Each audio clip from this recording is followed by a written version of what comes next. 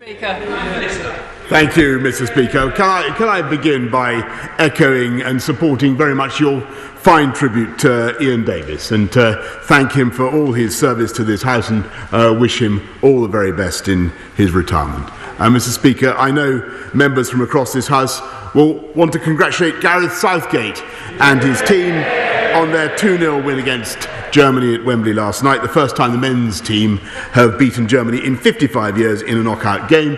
We wish them all the best for their match against Ukraine on Saturday, and we'll all be hoping against hope that this time, finally, football is coming home. Mr. Speaker, this morning I had meetings with ministerial colleagues and others. In addition to my duties in this House, I shall have further such meetings later today. Catherine Fletch. Mr. Speaker, after yesterday's game, many of our German friends are heading home.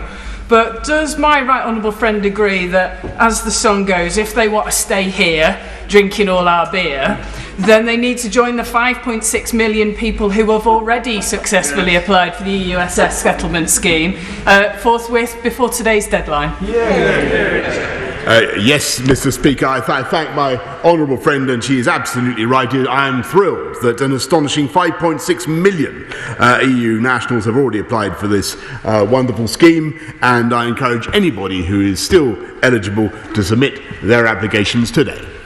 We now come to the Leader of the Opposition, Keir Starmer. Thank you, Mr. Speaker. Can I join your comments and sentiments about Ian Davis and wish him the very best from all of us in this House? Can I also congratulate the England team for yesterday's performance? Having been at Wembley for the Euro 96 semi-final and experienced firsthand the agony of that defeat, yesterday's result was truly incredible. And I know the whole House will wish the team the very best of luck on Saturday. The whole House will wish them the best of luck on Saturday, I'm sure. Mr. Speaker, why didn't the Prime Minister sack the former Health Secretary on Friday morning? Mr. Speaker, I read the story in common with you and everybody else on Friday, and we had a new Health Secretary in place by Saturday, Mr. Speaker, which I think, given that we have a pandemic, I think to move from one Health Secretary to the next with that speed was fast, Mr. Speaker, but it wasn't as fast as the vaccine rollout, Mr. Speaker. Which is now gone so fast that we've done in this week half of the under 30s, Mr. Speaker, have now had their first jab, and that is speed. Keir Starmer. Mr. Speaker, what a ridiculous answer. The Prime Minister must have been the only person in the country who looked at that photo on Friday morning and thought that the Health Secretary shouldn't be sacked immediately. On Friday, the Prime Minister's spokesperson said, quote, "The Prime Minister considers the matter closed." Minister after minister were then sent out to defend the indefensible. It was briefed that the Prime Minister was quite happy for the Health Secretary to stay in his post. So, can the Prime Minister clarify, now he's got the chance, did he sack the Health Secretary or at any point ask him to resign? Yes or no? Mr. Speaker, the Honourable Gentleman will notice that the Health Secretary has changed in the last 5 days. He complains about the speed with which that happened. This government moved at positively lightning speed by comparison to the Right Honourable Gentleman opposite, who spent 3 days trying and failing to sack his deputy leader, Mr. Speaker, who he then promoted, Mr. Speaker. He fires and rehires. Mr. Speaker, the Deputy Leader is sitting beside me. The former Health Secretary has done a runner. Mr. Speaker, on Friday, the Prime Minister said the case was closed. Then on Monday, he tried to take the credit for the Health Secretary resigning. In a minute, he'll be telling us he scored the winner last night. But let me press the Prime Minister a bit more on this. The person the Health Secretary was in a relationship with was his non-executive director. Let me remind the House, according to the government's own guidance, one of the roles of a non-executive director is to challenge the Secretary of State and the department, to challenge them. And they receive taxpayers' money for doing so. So from the offset, it was blindingly obvious that there was a conflict of interest here and a whole host of unanswered questions. Why on earth did the Prime Minister judge that this matter was closed on Friday morning? Mr Speaker, I hesitate to accuse the Right Honourable Gentleman of repeating his question. I observe that the non-executive director in question is also no longer with the department, and what the continuity, Mr Speaker, is that department is getting on with the fastest vaccine rollout of any European country, and I'm proud to tell this House that this week, I'll tell you what's happened just in the last few days. This country has actually overtaken Israel in the proportion of people we have vaccinated, Mr Speaker, and I think he might pay tribute to the Health Department for that achievement. Yes, Starmer. So, Mr Speaker, let me get this right. The Prime Minister was happy to keep a health secretary in place during the pandemic who he not only thought was absolutely hopeless, but he also knew had broken the rules and was in a relationship with somebody he was employing at taxpayers' expense. It doesn't sound like case closed to me. And I know the Prime Minister is keen to sweep this under the carpet. But let me tell the Prime Minister why this matters. Millions of people made huge and very difficult sacrifices to follow the rules that his Health Secretary had introduced. Prime Minister, take the case of Ollie Bibby. I'm sorry, you might want to listen. Ollie died of leukemia on the 5th of May, the day before the photo of the former Health Secretary was taken. Ollie died, like so many other people in this pandemic, with his family and friends unable to spend time with him. When he was in hospital, he begged to see his family. But following the rules, only one member of his family was allowed to see him. His mum said, "I'm livid. We did everything we were told to do, and the man who made the rules didn't. How can that be right?" So I asked the Prime Minister again, how could he possibly think this matter was closed on Friday morning? Mr Speaker, we all share the grief and the pain of Ollie and his family and millions of people up and down the country who have endured the privations that this country has been through in order to get the coronavirus pandemic under control. And that is why we had a change of Health Secretary the day after the story appeared, Mr Speaker. And that is why, actually, what we are doing as a government, instead of focusing on stuff going on within the Westminster bubble, we are focusing on rolling out that vaccine, those vaccines at a rate that will make sure that people like Ollie and his family do not have to suffer in the future. And I'm proud to say, as a result of the efforts made by the NHS, by the Department of Health, by July the 19th, we will have vaccinated everybody. Every adult over 18 will have received one jab, and everybody over 40 will have received 2 jabs, Mr Speaker. That is the priority of this government, and quite right too. Keir Starmer. Mr Speaker, I can hardly think that the Prime Minister thinks it's appropriate in response to a question about Ollie to suggest that this is, in his words, the Westminster bubble. The Westminster bubble in answer to that question, Prime Minister? Before Prime Minister's questions this morning, I spoke to Ollie's mum about the awful circumstances that she and her family have been through. She told me, Prime Minister, that every day she watched the press conferences, every day they were on, and she hung on to every word that government ministers said, so that she would know what her family could and couldn't do. Yeah. And then they followed the rules. Yeah. This is not the Westminster bubble. Yeah. She told me that for her and her family, this case isn't closed. Yeah. And she speaks for millions of people. Yeah. Ask the Prime Minister to withdraw that when he gets up. Yeah. Withdraw that when he gets up. It's the wrong response to Ollie's case. I can't help concluding that the Prime Minister didn't ask relevant questions on Friday morning, either because he didn't want to know the answers, or because he knows full well there's more to come out. Yes. Well, then, he says nonsense. So I asked the Prime Minister, in response to his muttered nonsense, when he declared the case closed on Friday morning, had he asked the Health Secretary if he'd broken any other rules? Yes or no?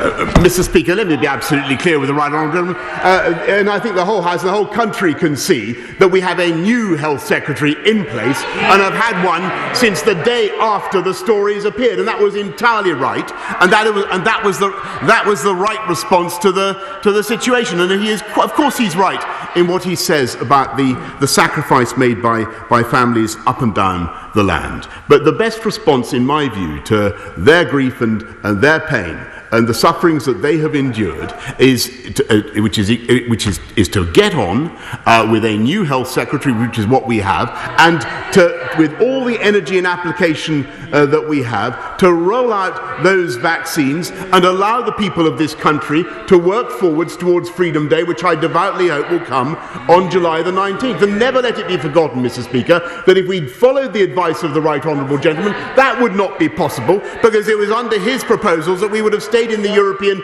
Medicines Agency and been unable to deliver the vaccine rollout at all.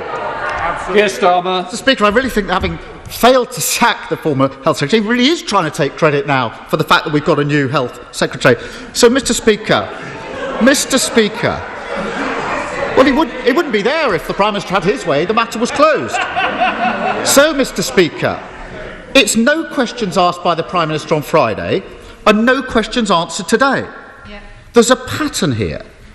When Dominic Cummings broke the rules by driving to Barnard Castle, the Prime Minister backed him. When the Housing Secretary unlawfully approved a £1 billion property deal for a Tory donor, the Prime Minister backed him. When the Home Secretary broke the Ministerial Code, the Prime Minister backed her. And when the Health Secretary broke COVID rules, the Prime Minister tried and wanted to back him too. Every time it's the same old story. Isn't it the case, Mr. Speaker, that while the British people are doing everything asked of them, it's one rule for them and another rule for everybody else? Mr. Speaker, this government, there was a new Health Secretary the following day, Mr. Speaker, and the whole country can see that, and we are getting on with our agenda of vaccinating the population of this country through the energy and application of the new Secretary of State for Health and the Department of Health. And I thank them and I congratulate them. And it's as a result of that vaccine rollout, Mr. Speaker, which, as I say, would have been impeded, fatally impeded, had we followed the policies of the party opposite, that we're able now we have a higher wall of vaccination than virtually any other country in the world, and we are able to proceed with our cautious but we hope irreversible unlocking of the UK economy, with the result, Mr. Speaker, that growth is up to levels we haven't seen since last July. Jobs are up, and he calls for us to act faster in removing cabinet ministers, Mr. Speaker. It took him 3 days, as I say, to give her three new jobs. Shadow Chancellor of the Duchy of Lancaster, a Shadow Secretary of State for the Future of Work. We create jobs, Mr. Speaker. He creates non-jobs. He dithers, we deliver. Jacob Young. Thank you, Mr. Speaker. The steel industry is an asset of national strategic importance. Not just my words, but the words of the Prime Minister. And I know he means it, because when Grable went into administration, this government supported British Steel until a new buyer was found. British Steel still employ more than 800 people in Redcar and Cleveland and more than 3,000 people in Scunthorpe. So can I ask the Prime Minister, in light of the TRA's recommendations to the Trade Secretary, how will he ensure that steel remains a national strategic asset? My honourable friend is absolutely right to campaign for British Steel, and we have an ambitious plan to transform our country with better use of British Steel. As I said to the House a couple of weeks ago, there's a 7.6 million pipeline of steel waiting to be waiting to be bought over the next decade. And as for the recommendations of the Trade Remedies Authority, the government is considering them, and the Department for International Trade will update the House later today.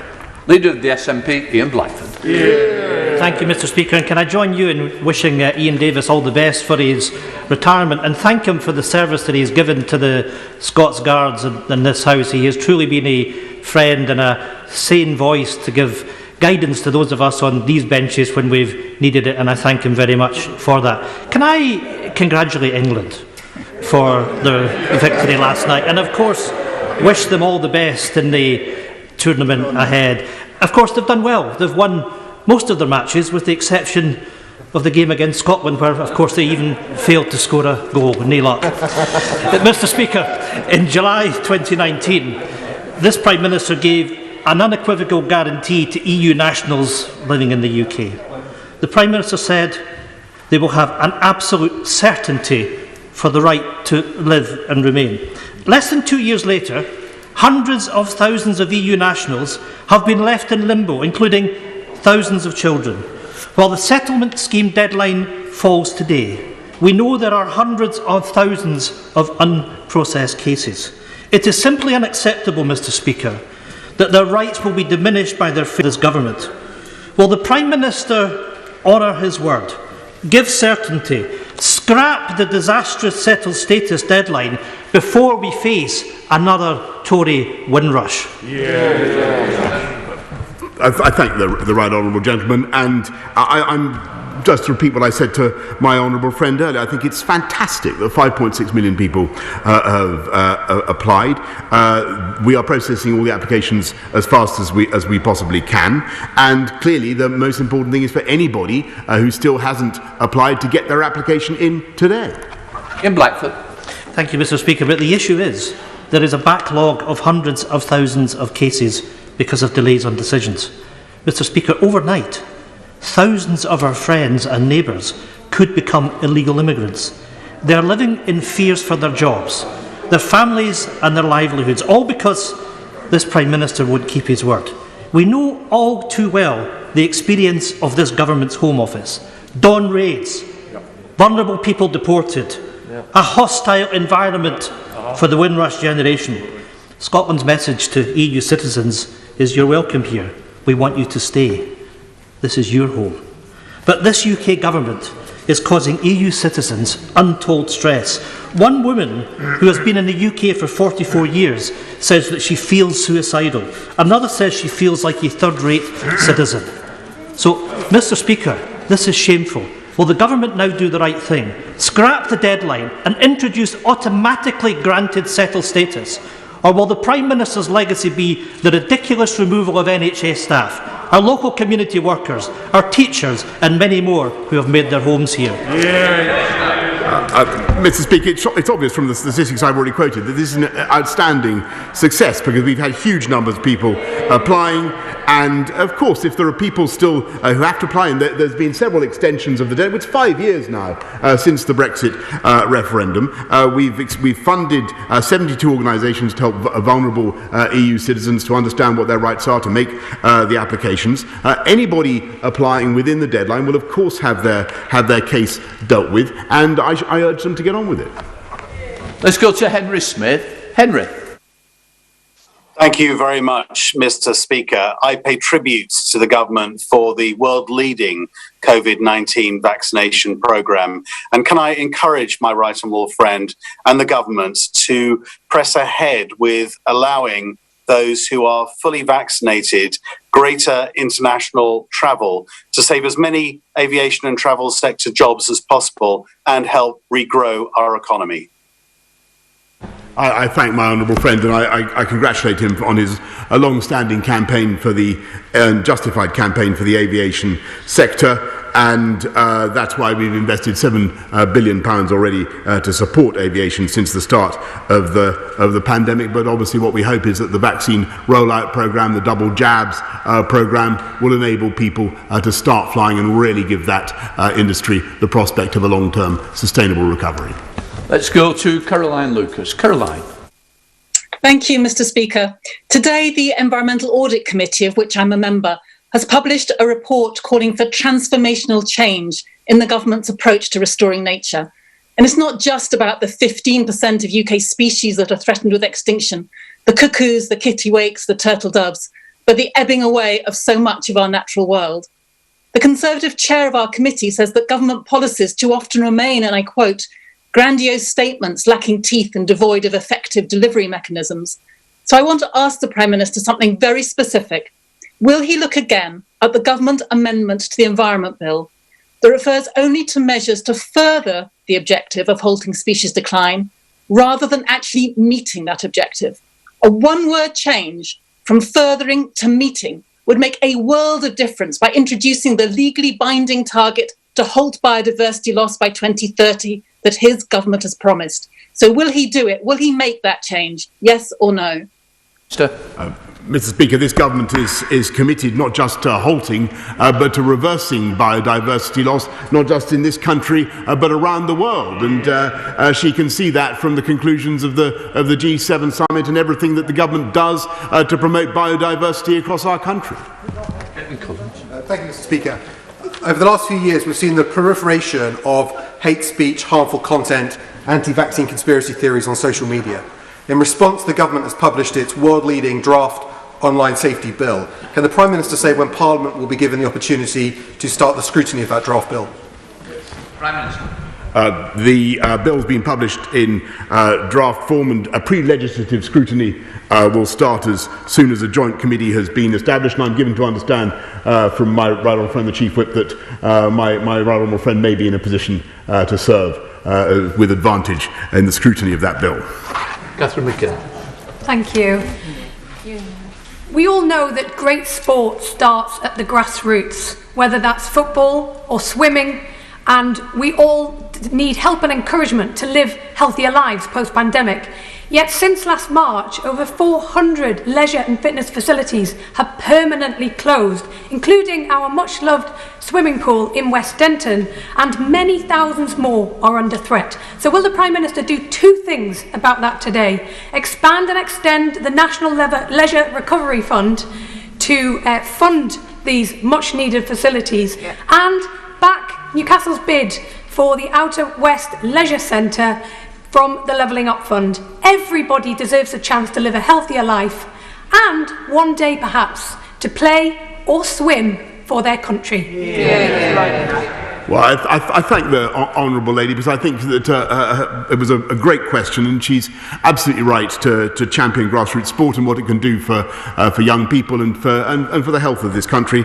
I certainly hope that the centre she champions will be successful in the Levelling Up Fund, but obviously I can't control that myself. She must make that case herself. But I'm wishing her every possible good fortune. Kelly Topphurst.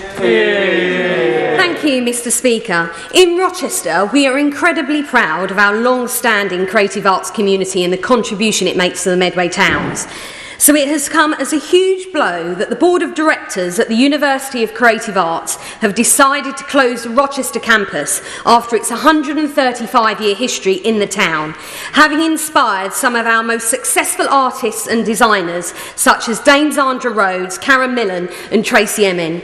Does my right honourable friend agree that the university's plan to close the site at such a difficult time for the sector will be detrimental to our levelling up agenda locally, but also to the opportunities for so many working class kids in Medway, for who this campus has always provided an instrumental route into further and higher education?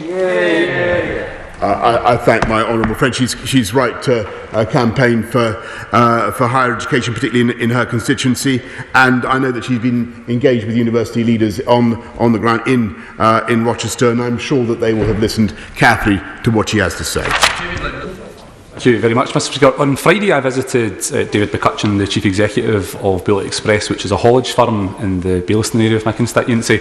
Everybody in this House knows that there have been huge problems with a shortage of HGV drivers in this country, and that's only been compounded further by Brexit.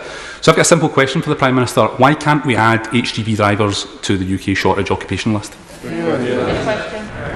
Mr. Speaker, I'll certainly look at what he's proposing, but I think the most important thing is to get our entire workforce back at work, and there are currently millions of people still on furlough, and of course there are labour shortages at the moment, but we need to get people back into work, and that's why we've got to continue to roll out the vaccines in the way that we are.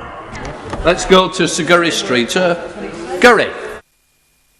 Thank you, Mr. Speaker. My right honourable friend will be aware that the counties of Cornwall, Devon, Somerset and Dorset have come together to form the Great South West to generate regional growth and prosperity in much the same way as the Midland Engine and the Northern Powerhouse. It has the support of all local authorities, LEPs and the business community, but but we've now been waiting for recognition from government for well over 3 years, and frustration, Mr. Speaker, is reaching fever pitch. Can my right honourable friend please look into this matter and give us the green light so we can help the government achieve its objectives of sustainable growth, prosperity and jobs? Mr. Speaker, I'm a passionate supporter of the Greater South West and the prospects that it brings. But I understand also that my right honourable friend has met the Minister for Regional Growth and Local Government to discuss these proposals, and I look forward to hearing their outcome. Let's go to Christina Rees. Christina. Thank you, Mr. Speaker. Many of my constituents have been angered by the treatment of DVLA staff and the disgraceful harassment of PCS Union Rep Sarah Evans. With cases rising significantly in South Wales in the third wave of the pandemic, why does the Prime Minister feel it is so acceptable for the DVLA to have returned over 450 staff to their Swansea site, contrary to government advice, as some of them can and have been working effectively and safely from home? Mr. Speaker, as I understand it, rates of infection and disease have been declining at the DVLA site, and I hope very much that everybody there can return to work in the normal way as soon as possible. Tom Randall. Mr. Speaker, the High Street's had a bit of a difficult time lately, and Gedling's have been no exception. But Gedling Borough Council's Levelling Up Fund bid will help to kickstart High Street regeneration, improve Arnold Town Centre, and encourage healthy travel in Netherfield. So will my right honourable friend join me in thanking the council officers at Gedling Borough Council, particularly Mike Hill and Joel Davis, who have put the bid together? And will he agree with me that this is a bid that can help to make Gedling an even better place to live, work and raise a family? Yes, Mr. Speaker, and I thank Mike Hill and Joel Davis for their efforts, and that's exactly, and I thank them also for what they're doing to call upon the Levelling Up Fund, which will indeed invest in infrastructure projects that improves life across the country, but in his constituency particularly. Let's go to Dr. Philippa Whitford. Philippa. Thanks very much, Mr. Speaker.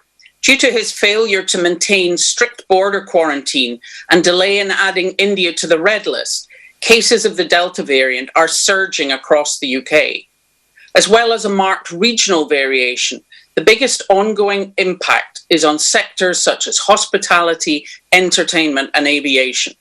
So rather than starting to reduce financial support from tomorrow, will the Prime Minister agree to extend full furlough and business support beyond September, particularly for those geographical areas and businesses which are most affected?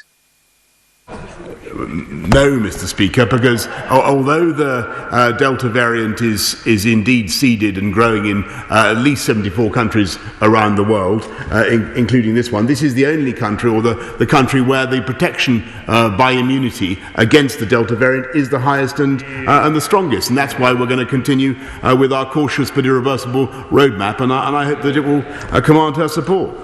Let's go to Peter Gibson. Peter. Thank you, Mr. Speaker. Can I thank my right honourable friend for all that he is doing to level up our country? A rising tide must float all ships. And to that end, will he commit to delivering the Northern Link Road for Darlington? And will he further commit to helping stop LNER's great train robbery of services from our station?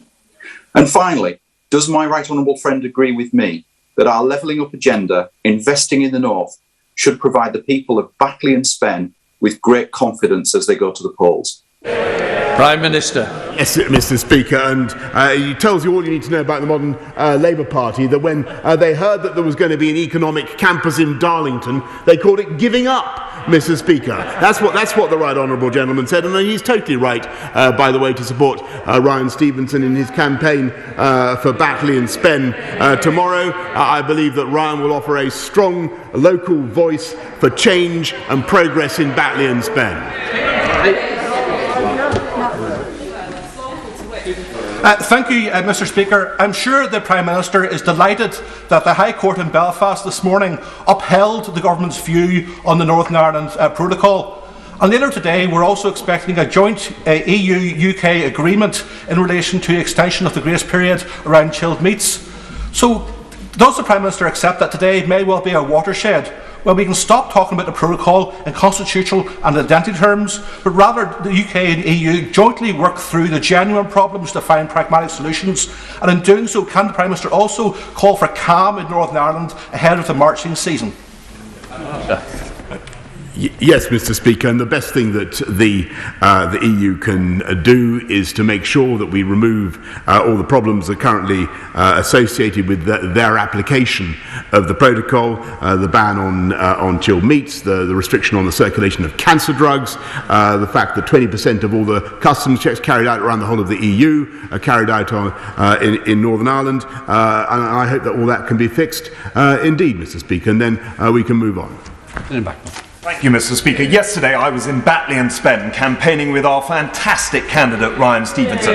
He is committed to delivering the police that we need on our streets. So from Brixham to Salcombe, Batley and Spen, will the Prime Minister commit to supporting initiatives like the Councillor Advocate Scheme that was launched by my Police and Crime Commissioner Alison Hernandez?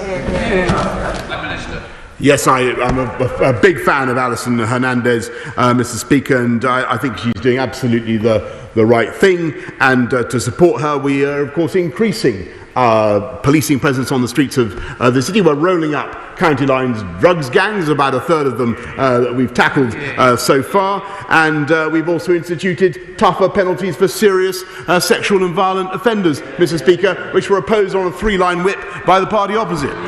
Bel Ribeiro Addy. Thank you, Mr. Speaker. We're experiencing a knife crime epidemic in London.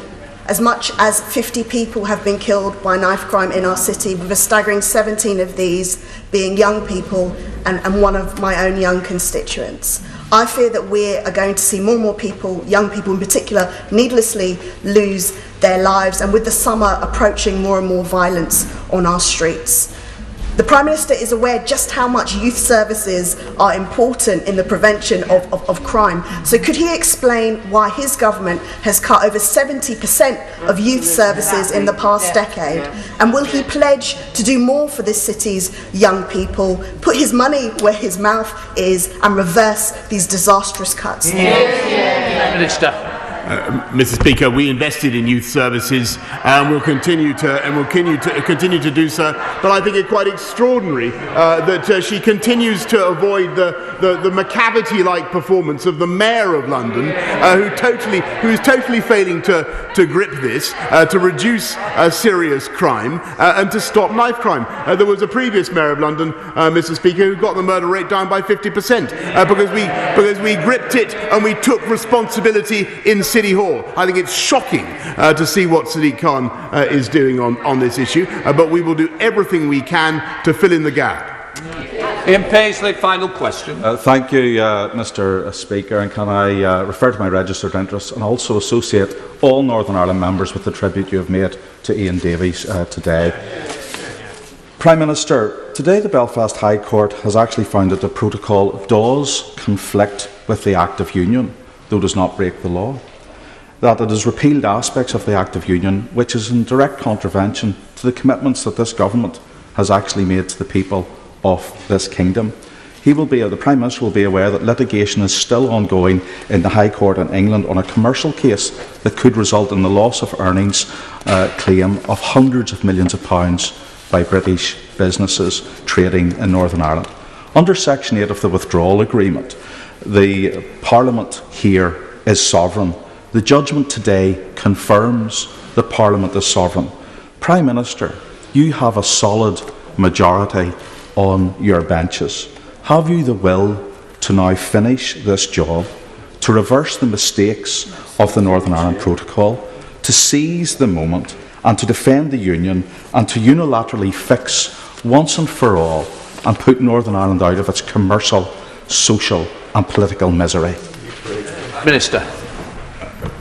Thank you, Mr. Speaker. I thank the honourable gentleman. We will, of course, study the ruling of the court in detail, but I can give him this general assurance, which he knows to be true, that nothing will affect the position of Northern Ireland as part of the United Kingdom, and we will make sure that we uphold that. I am now suspending the House for 3 minutes to enable the necessary arrangements to be made for the next business. Order.